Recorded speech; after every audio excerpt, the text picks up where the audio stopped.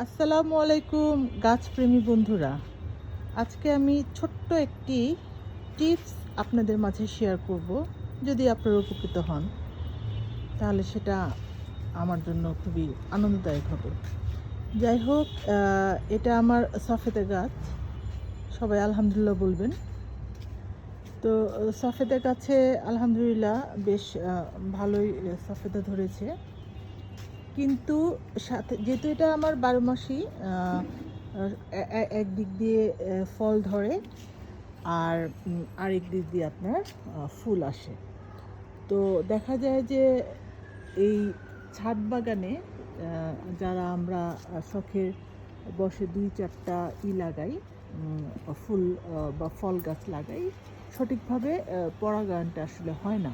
কারণ ফোরেমন দেওয়া থাকে, অনেক সময় ফাঁদ দেওয়া থাকে, বিভিন্ন কারণে আর কি হয় না। যাই হোক, যাই হোক সফেদা গাছের সেই ক্ষেত্রে আমাদেরকে একটু হাত পরাগায়ন করে দিতে হয় যে কোনো ফল গাছে।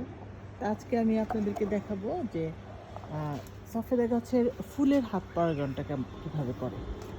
তো দেখবেন বন্ধুরা, আপনাদের সফেদা গাছে যাদের এরকম ফুল এসেছে তারা এই যে এই ফুল গাছটা, আপনারা এই ফুলটা জাস্ট আপনারা এভাবে একটু নিচু করে ধরবেন, নিচু করে ধরে জাস্ট একটু ঘুরিয়ে দিবেন।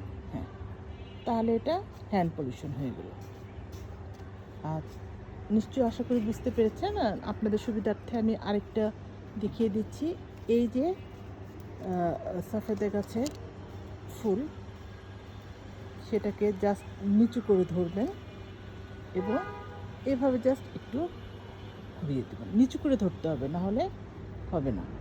কারণ এটার গর্ভাশয় দণ্ডটা আপনার বাইরের দিকে লম্বা। এই যে হ্যাঁ, দেখলেই বুঝবেন। ঠিক আছে বন্ধুরা, তাহলে আজ এ পর্যন্তই। আবার নতুন কোনো ভিডিও নিয়ে আসবো।